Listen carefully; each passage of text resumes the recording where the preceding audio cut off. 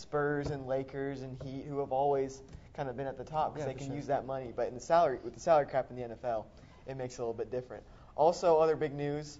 A few key players in the NFL got hurt. Sam Bradford is out for the rest of, it's the Rams, so they don't really have much of a chance. Sam Bradford is the Rams. Yeah, Sam Bradford is, so they don't have anything going for them. So there's no team in St. Louis anymore. Doug Martin also got hurt.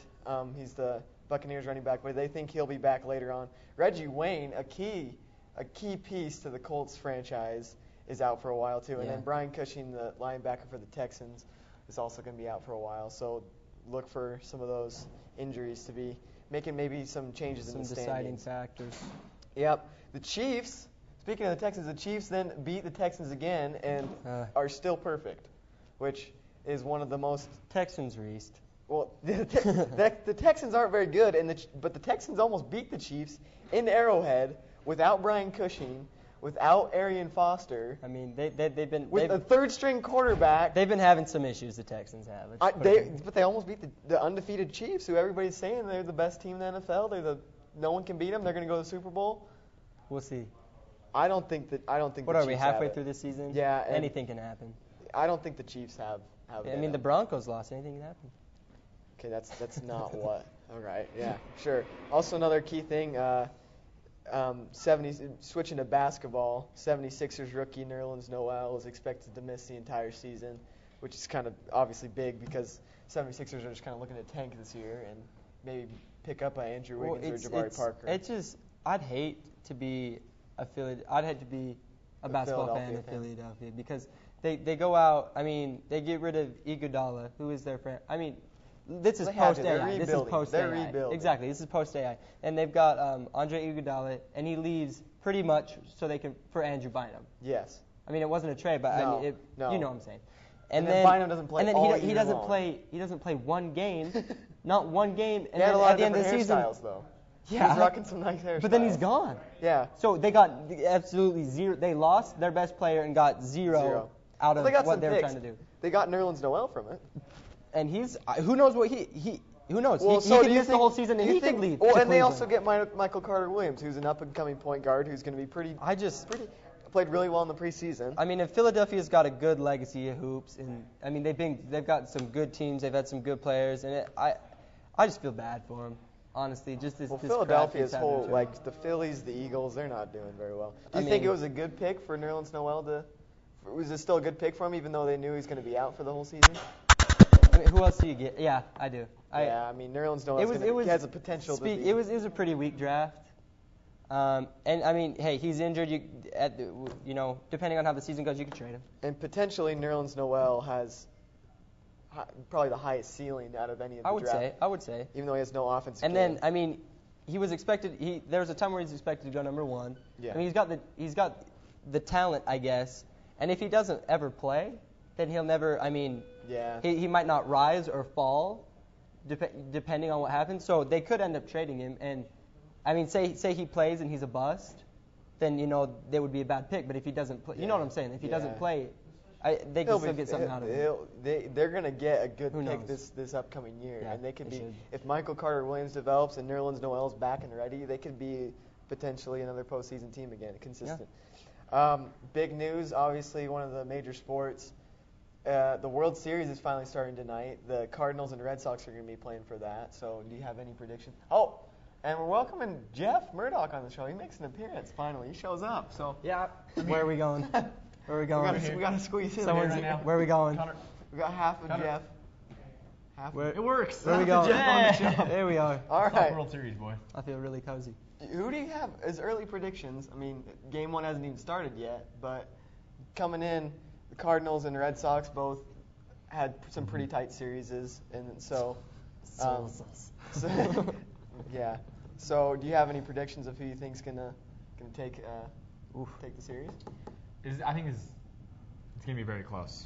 In my eyes. I want the Cardinals though. I want the Cardinals. Okay, I think the Red Sox are gonna win. They've got home field advantage, and that's proven to be like one of their biggest key factors as far as going throughout the playoffs.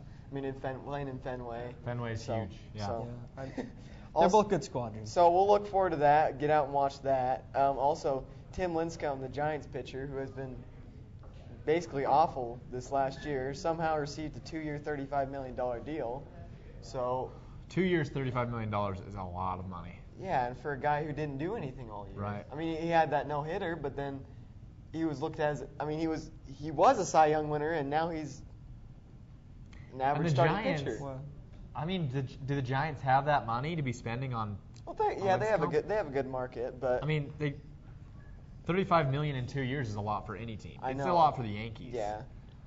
And I don't know if they must. Well, I don't know what they're really doing, but we'll see. I mean, the Giants didn't even make the playoffs this year after winning the World Series 2 out of the last 3 years, so maybe they're thinking Lincecum will return to form.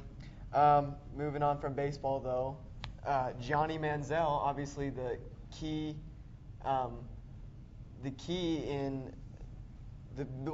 the best player in college football, supposedly, gets hurt in the loss to Auburn, and they're not sure if he's going to play this weekend versus Vanderbilt. So this is very concerning for not only for his team but for future NFL prospects as well. They want to see him.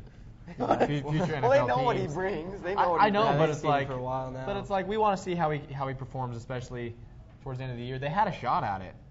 I mean, they really did. Yeah, and now with this, they have no shot at a national championship game now. There it goes. Mansell still has another year. He has to play another year, and he was throwing in practice with his left arm. So who knows if he's going to play this week? I don't think they'll really need him. They're Texas A&M. They have plenty. They have plenty of backups. Do we know how severe his injury is? It's not. He came back and played in the fourth. He got injured in the fourth quarter, but then he came back in the series and he didn't. He looked pretty beaten up. So, but regardless, it's Vanderbilt. They should beat Vanderbilt, and it doesn't matter anymore as far as national championship standards. With him losing. Mm-hmm. The loss is huge. That's bad for them.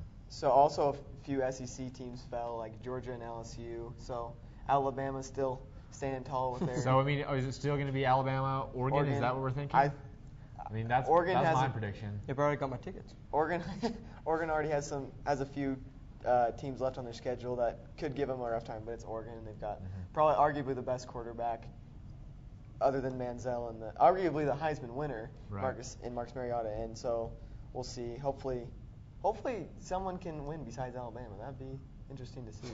Because I don't see it happening. I don't know. They got a good program up there. So they do. Down there.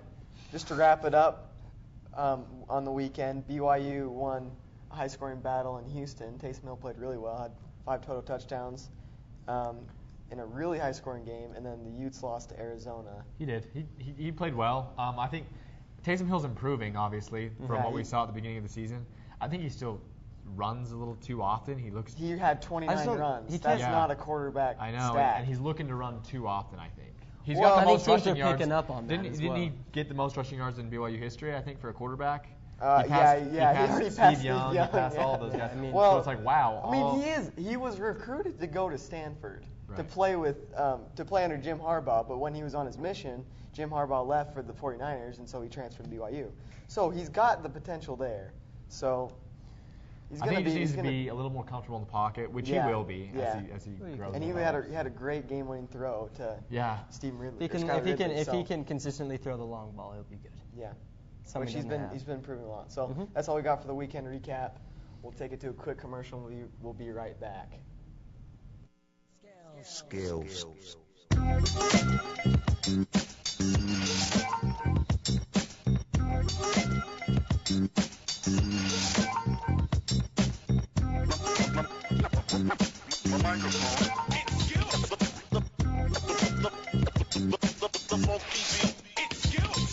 Skills, top rank, point blank, we vital. Spit flows, whip shows, peak to recital. Skills, now you feel it when we drop those hot beats.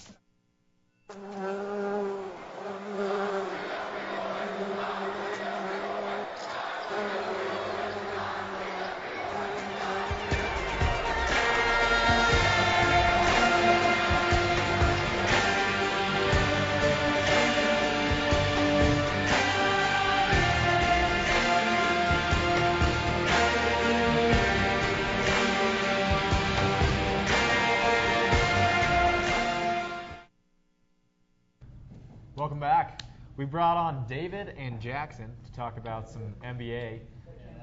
So, welcome on. Thank you. We got your ball and your sneakers, Dave. Yep, I see that. So we're just going to talk about a lot of things that happened in the off season because we haven't really had a chance to talk about it on this show. Right. A lot of players went to a lot of new places. Yeah. So we'll just start off. I'll start off with Andre Iguodala. He went to the Warriors. Okay. So what do you guys think about that? Do you think that was a good move for the Warriors? Only good. Only good.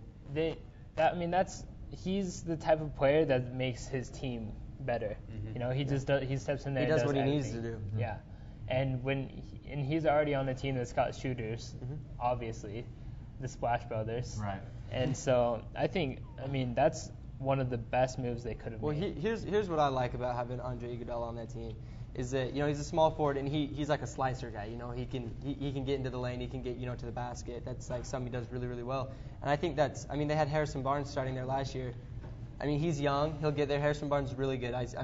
He'll back him up. And I think also having Andre Iguodala on the team to kind of help Harrison out. Being a young guy. But also I think, like you said, they got the shooters. The only time they would really ever go, Steph Curry would go in, but he's so like little and all of that. Mm-hmm. And he would go in, but the only time that they'd really get the ball in like the post and stuff is when, like David Lee and Andrew Bogut, they'd have to dish it to the big guy. So I think having a guy like Andre Iguodala, a versatile player like that on the team, a guy that can drive in, will create will space the defense out quite a bit, and he can kick it out to the splash. And he takes big shots. Yeah. It's kind of like something that we've seen. It's kind of like something that we've seen in Miami that's worked. Mm-hmm. It's like we've had like LeBron and Dwayne Wade surrounded by shooters, have been able to drive and get to the hole as well as they do, and then they have Ray Allen and Mike Miller and stuff on the outside. Yep. This is kind of the same scenario.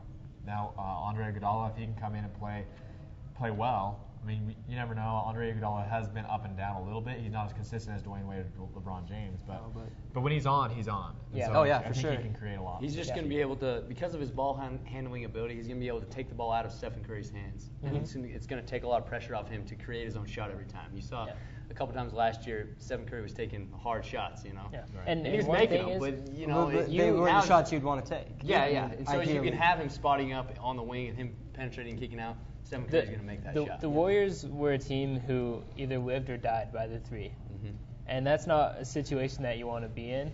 They were shooting great in the playoffs last year, and they always have been kind of that style of team. Yeah. That's traditionally what they've been like. But I think when you bring in a player who will be able to penetrate and make other things happen, that would be really good. And then while we're on the Warriors, just really quick, on the flip side of that, they lost Jared Jack. He's not with them anymore. He's not the best player in the world, but last year for them, he was an all-star for them last year. He is a very good backup. Yeah, especially last year. Very solid. He backed up Chris Paul in New Orleans. He's just always been a really solid player. And then last year backing up Steph Curry, he'd even come in for Klay Thompson at times. He was a playmaker. He'd make the ball. Just a veteran guy there, Yeah. And I really liked watching him last year. Now he's gone. His name is never going to come up as like a big player. No. But the impact he had on that team though last year. Players like him are the players that make teams good. Right. And like you look at like a Shane Battier, his name's never going to come up as like a great player. But he's always like a solid player on the teams that he's on. Don't talk to me about Shane Battier. Right. No biasness on the show, Dave. Okay. All right, well, let's move on. What do you guys think about Detroit's moves, the Detroit Pistons? They brought in Brandon Jennings and Josh Smith. So, they're good players and everything. They just play similar styles. Yeah, Both of them just shoot it's good. I think it'll be a. They really had nothing to lose. Yeah. I guess. But they had everything to gain. And they gained the right pieces. I think they'll be better than they were last year. Yeah, they'll be good. Just because of the fact that they'll be able to score with both of those guys on the floor. But I'm not sure that these two guys are going to take you, deep into the playoffs. When you're rebuilding a team, I don't think you want to bring in players like Brandon Jennings and Josh Smith, who are Josh Smith is pretty. Brandon Jennings is young, but his efficiency is not good. No, but he can score the basketball. And he's not necessarily going to make your team better. They've got young players that they want to improve, You know, and they lost Brandon Knight in the process, and I thought eventually Brandon Knight was going to be a very good point guard. I thought he would possibly be the starting point guard. Here's what I think. I think the Pistons. This is what I see. I think the Pistons' future. I mean, yes, they bring in these guys. You know, both in my mind all-stars. I think Sure. Great guys. They both been the go-to guy on both of their teams. They've both been that guy. They both know what that's like. But what I see is like Andre Drummond and Greg Monroe. That's where I think their future is. Andre Drummond, Greg Monroe, and now they're adding Josh Smith. So I see if Josh Smith and Brandon Jennings throw those guys off, what I would do, I'd get rid of them. I would keep those young guys that I drafted, those good big guys. I don't know. I just see that working for them more than I see. And I want to see them start doing good. I mean, I was born in Detroit. You guys know that. So and they won the championship back in 2004, was it? Yeah. 2004. And since then, they've just, Chauncey Billups, Ben Wallace retired. They had a great team, and then they just sunk down. So they're making moves. They're starting to get back up there. So we'll see what happens. I think it's good for them. Dwight Howard, big name, moved to the Rockets. First off, do you guys think that the Dwight Howard saga is finally come to an end? Do you think he's going to settle down? Yeah, I don't know. I think he will. Because in the previous situations in Orlando, he made it clear that he didn't want to be there. In LA, he didn't choose to go to LA; he was just traded. Yeah. Now it's all on him because he chose to go to Houston. He could have went anywhere. He chose to go to Houston, so he has to live with his decision now. Yeah. So I think you're done with the Dwight Howard. I think Dwight Howard needs to worry less about what team he's on and worry more about shooting some free throws. Yeah. Like that's. Quit whining. Quit doing all this stuff. Just shoot the basketball. He could be so much better of a player if he just worked a little on shooting. Yeah. Because the only aspect of his game is get the ball and power it in. Now he's got this little baby hook that works occasionally. But for the most part, it's just all dunks for Dwight Howard. Yeah. He's just a one-dimensional guy. He's easy to defend. You know what he's going to do. You know what the team's. But he's going to demand a double team. And this year, I think it's really going to help James Harden's game. I think it puts James Harden in the MVP James Harden is going to help Dwight Howard's game. Yeah, definitely. And he's put himself in a good situation there. But we also thought that Steve Nash would help Dwight Howard's game.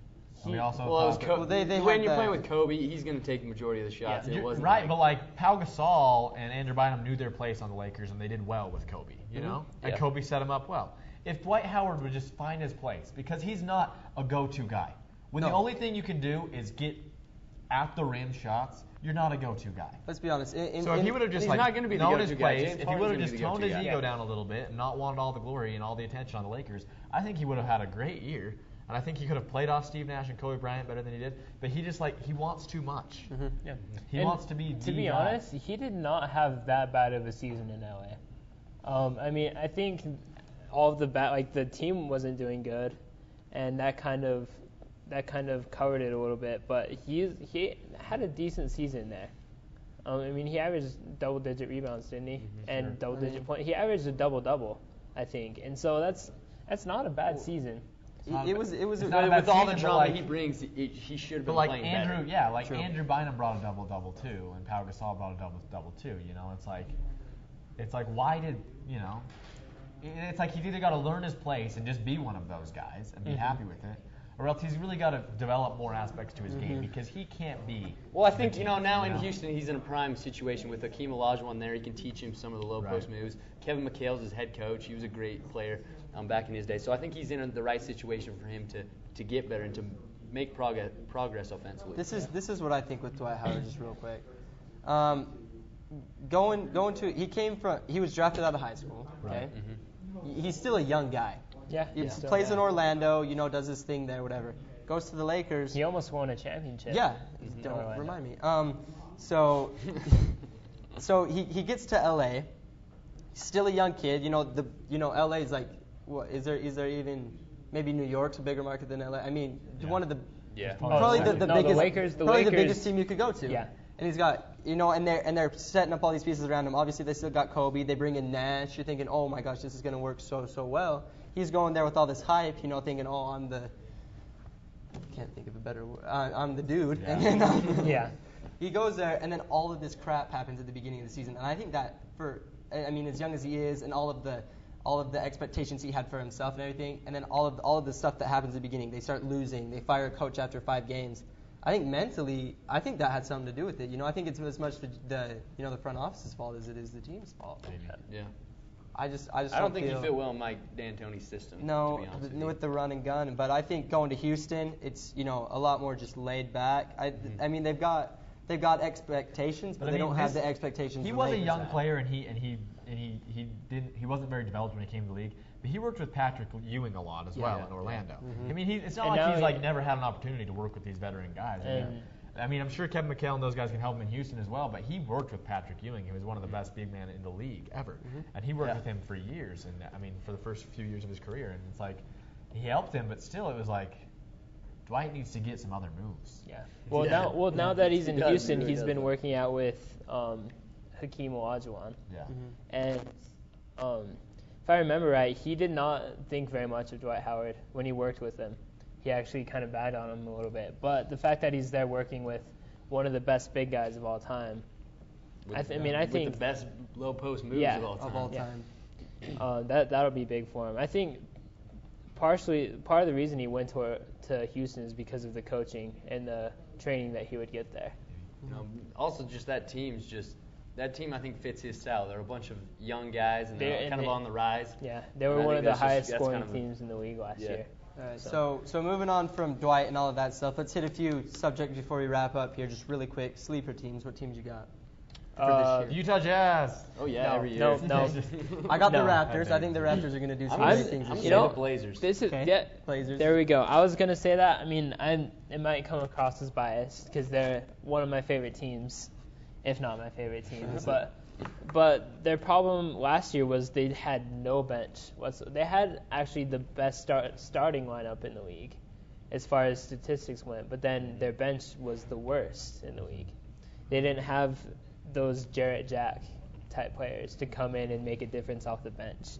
But what they did is they added Mo Williams, a former All-Star. He started last year for the Jazz. Great player to back up Damian Lillard. They brought in Darrell Wright from the 76ers. I mean, these are players that will be solid. They don't need the star players. They've got Marcus Aldridge, Damian Lillard, Nicholas Batum. They've got the core. It'll be all about the support at this point. Yeah. I think they're a team that could get a 5 or 6 seed in the West. I think if they play up to their potential. If they play to their potential, and realistically, they'll be one of those teams battling to get the playoff spot. I mean, they're an up-and-coming team for sure. So moving on from that, what are some teams you think that are there that you don't think will do that well this season? That'll kind of drop off, like we kind of saw the Lakers drop off. I hate to say it, but I think the Thunder I don't think they're going to be a dominant team this year. I feel like they have been. I feel like the Mavs will. Not that they were that high last year, but I just don't see good things coming out of Dallas. The Mavericks. They got Monte Ellis. So Boston. Boston lost. Yeah, Boston's going to be. They're not going to be. Spurs. I mean, the Spurs. We could talk about. Maybe the Spurs have another good year. You never know. We say this every season. They're running out. And then they go and they make a run. Every year they're like you can never count the Spurs out. I mean, I've made that mistake in the past. I made that mistake 3 years ago. They're 3 years older now, still doing the same stuff. Doing what they do. Because it's veteran moves. It's just All right, so early predictions for MVP this year. I'm gonna have to go with LeBron. I don't see anyone. Yeah, it's hard to go against LeBron. Like I said earlier, I think James Harden's gonna be in the discussion. Yeah, possible Derrick Rose, I think will be back. Derrick Rose has been playing phenomenal. Yeah, he's in form. He's been. I mean, looking at who's. Yeah, I don't see anybody. He said in interviews, he says, I've improved on last year, and he had a perfect ranking last year. Yeah. He's improved on perfect. But here's the thing. I think Kevin Durant is going to have a good shot. He'll have a shot. To me, it depends on how Russell Westbrook does. He's going to be out for the first month and a half about. He's going to. So if he can, exactly. If he can get them to win games. By himself? He'll be. I mean, last year he was at the top of the ladder early in the season. He was above LeBron early season. So if he can do that without.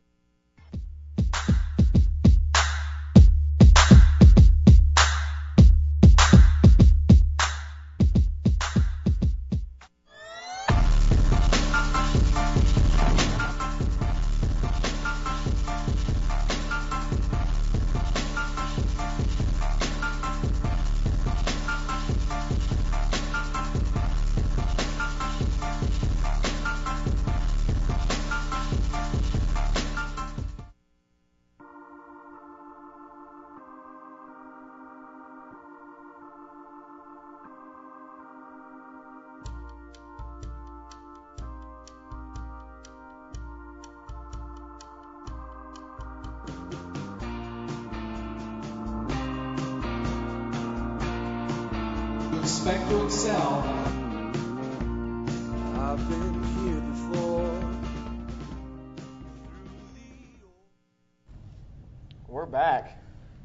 There we are. That's about it. This Gil's is back. the new segment now, in case you're wondering. We'll switch to MLB it up, and we got Cole right here with us to talk World Series. Yeah. The main thing in the MLB right now is the St. Louis-Boston World Series. Game 1 is tonight. It'll be a tough series, but they've been playing good, both teams. St. Louis just knocked out LA Dodgers, and Boston just beat Detroit, both high-tier teams. And the Boston's being led by Shane Victorino and David Ortiz. They're the main runs batted in and home run leaders. Pitching-wise, John Lester's doing good, and Chris Carpenter for the St. Louis. Other than that, what are you guys' predictions on that game? Well, Wainwright and Lester are pitching tonight, so basically the two best pitchers for both teams. It's in Boston. I'd say Boston. I mean, if you got just the history there, they know 21 out of the last 25 World Series, the team who's won the first game has gone on to win the World Series. So that kind of puts an emphasis on how important this first game is.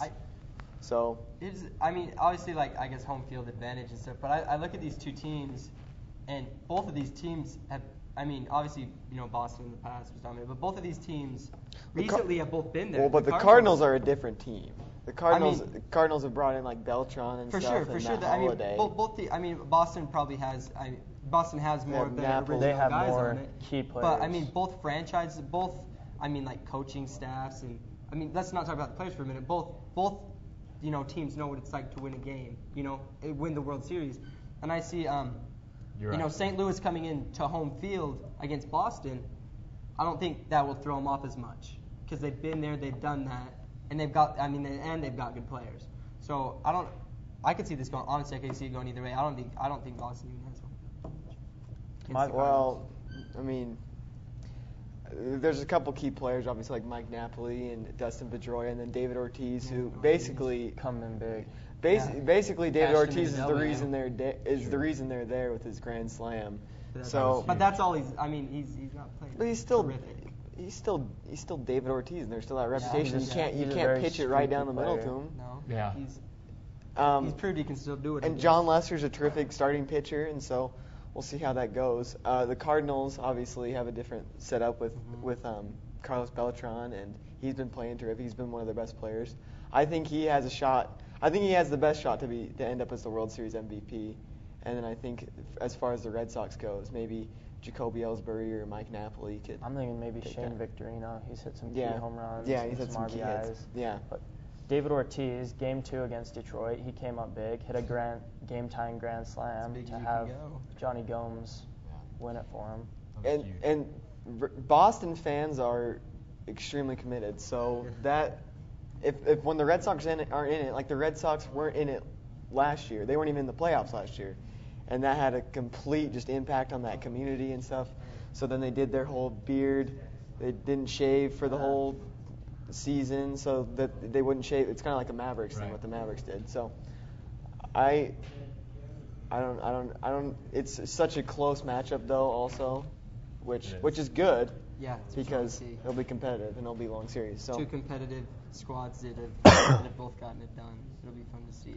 So real quick, I'm just curious. Who do you guys got winning the series? I've got the Red Sox in 7. I think the Red Sox. You really think in 7? I think I'm going to choose the Cardinals here.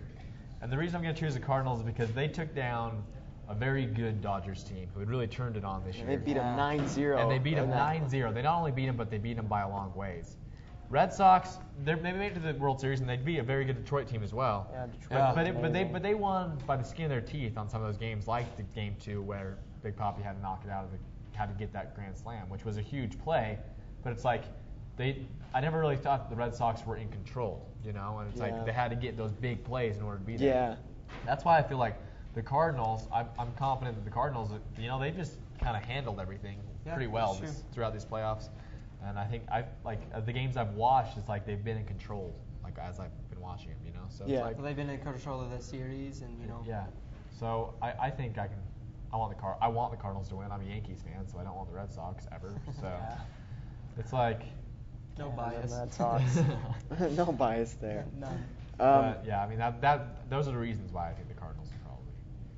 So they just see more control. That'll be tonight. So it's about all we have for the MLB. It's about all we know. So we'll get switching on to a different commercial, and then we'll be right back with some NFL. Or we're gonna stick right here, and we'll kind of bring on some NFL then. Michael. Michael. So now, obviously some big news. We already talked about it. The Broncos finally lost to Peyton Manning. Finally lost to his former team, in the Colts, in Indianapolis. They had a huge tribute for Peyton Manning and everything he's done for that franchise. He's been basically the key player. And then he let him win. And then he let them win. He let them win because of the tribute that they gave him. Well, turnovers, the Broncos are getting killed by fumbles. Yep.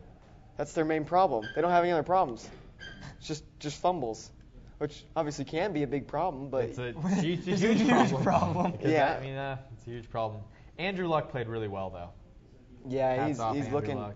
John Gruden thinks he's the best player in the NFL. I don't know about that, but I don't know about that either. What do you have for us? Peyton Manning. I don't know. Yeah. Manning's been something else. Well, would you rather have Andrew Luck, who has a completely high ceiling? Being a Colts fan, what do you think right at this point? I think you're I pretty bet they're happy. extremely happy. You're really happy. You got Trent Richardson. You're doing just fine. They probably were really upset that because everyone expected the Colts to go like this after they lost Peyton Manning, and they did for about the end of last season, right? Well, no, they were a playoff team last year. The year before that. Year before that. Yes. Yeah. The year they lost Peyton Manning, they went down the drain for like a few games. They bounced back well.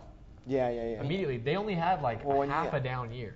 Well, they knew all they had to do was suck for Luck, and so they did that. They did. What do you have for us, Connor? All right, guys, start things off. We're going to go over some big injuries last weekend. Jay Cutler goes out, ACL, so he's going to be out for 4 weeks.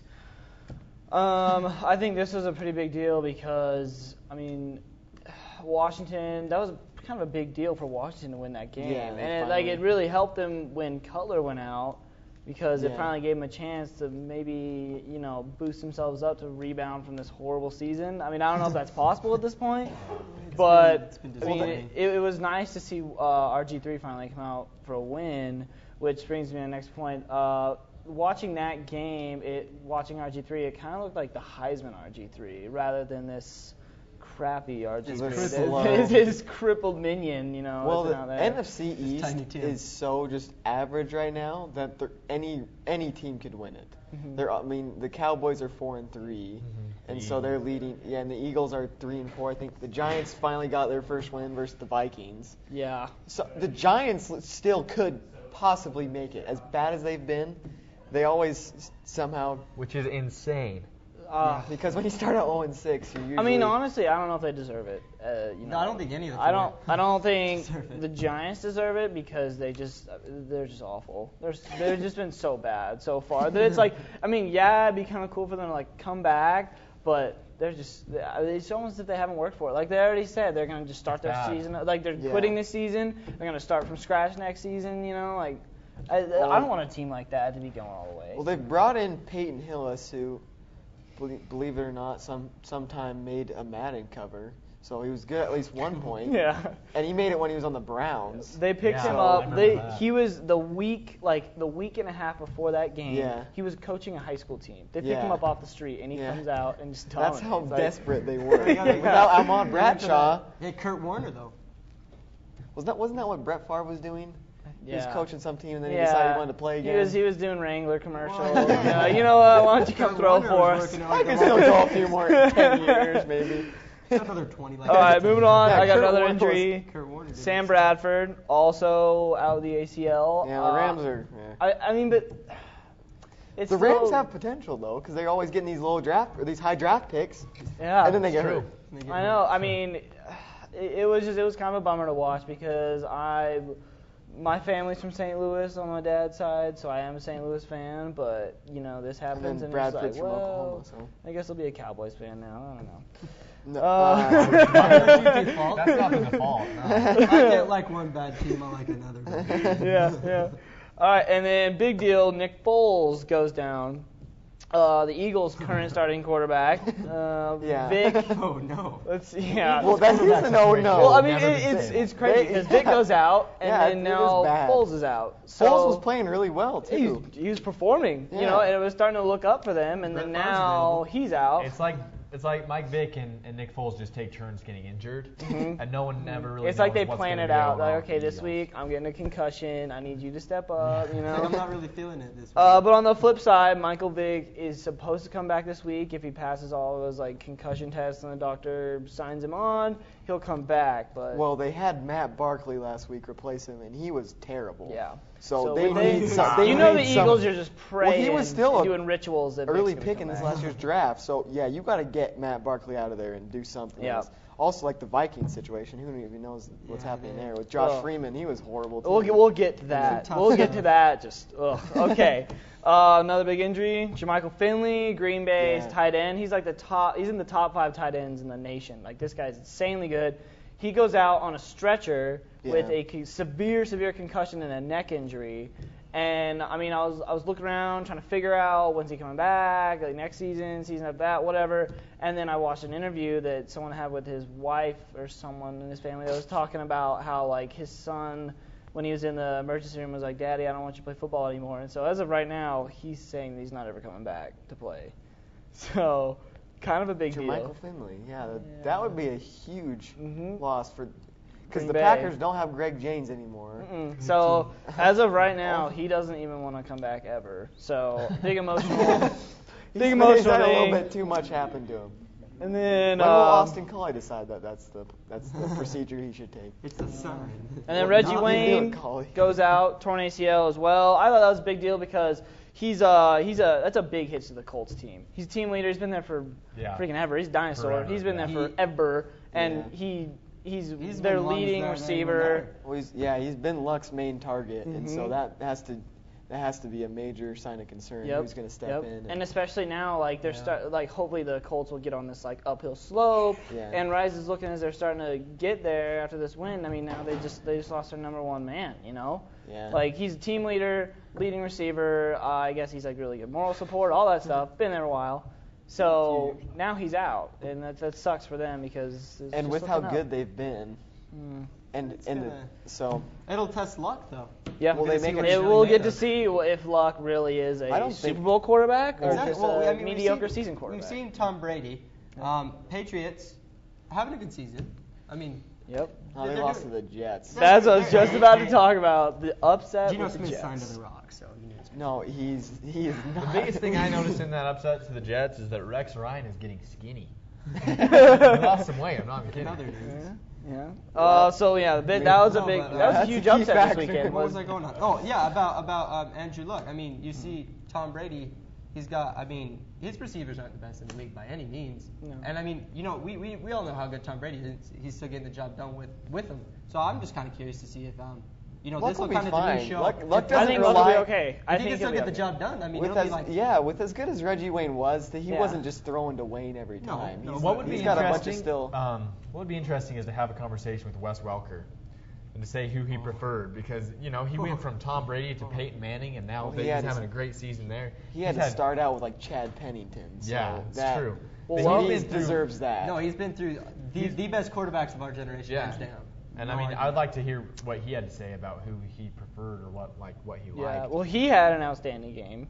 Yeah. So that was a big upset. Jets, Patriots. I thought that was a pretty big deal. I mean, Patriots are known to be sort of like a powerhouse team. Well, and that was a controversial play with the penalty they got. And the push back penalty or whatever that was. He got one of the guys one of the Patriots linemen pushed his own teammate, and he got a penalty for it. I didn't know that was. I do that every Friday, so I didn't know. Didn't know that was a problem. I even stopped doing that now. And then another one I had was Skins over the Bears. I mean, Given Cutler went out, but that's still a pretty big deal. Washington finally got a win, to a second win. Good job, Robert. And then biggest game of the weekend, Denver and Indianapolis, of course. I thought that was an awesome game to watch. Yes. You know, in the first place, just two really. I mean, I didn't expect the Colts to come out and perform the way they did, but it was still really great to watch because they came out and it seemed like two really, really good teams. Like it was almost like Super Bowl teams just coming together and going at it. I thought it was a great game. Welker had an awesome game. Everybody did good. Like, I mean, besides the injury, whatever. And that brings up a question that I want to discuss. Now that the Chiefs are the best team in the AFC record-wise, the best team in the league, I guess, record-wise too, do they deserve that? Because my personal opinion, they haven't played anybody. Right. They barely beat the Texans at home with Texans' third-string quarterback, without Arian Foster, without Brian Cushing. Yeah. The problem there is Alex Smith isn't going to go out and win games. He's going to manage games. That's what he's done his entire career when he's played. So can Alex Smith go out and beat a guy like Peyton Manning, or can he go out and beat a guy like Andrew Luck? Because I don't see their defense is amazing, but that's why Alex Smith went out in the first place, is because he was just a guy. He was just solid. Yeah. And in the NFL, a Super Bowl team doesn't just have a guy that's just solid. Yeah. You have to be a guy that's explosive and can make a huge play every now and then, not just be solid. Yeah. You know, so it's like he got replaced with Kaepernick. Kaepernick isn't as solid as Alex Smith, in my opinion. But he makes plays. Yeah, he makes throws. So it's like it's kind of like give or take what, you know. And so we're gonna have to see if Alex Smith can eventually. He can break out. Well, and he's perfect for the Chiefs because he doesn't turn the ball over, and their defense is so good that if you can win the field position game. Yeah. And he's smart. Like, don't get me wrong. Like in sports, it's a huge deal to be a solid player. I mean, if you're solid, that's Smith is. But at the same time, it's like you got to take a risk every now and then, or else you'll never get exposed. I guess that's all we got. Thanks for tuning in.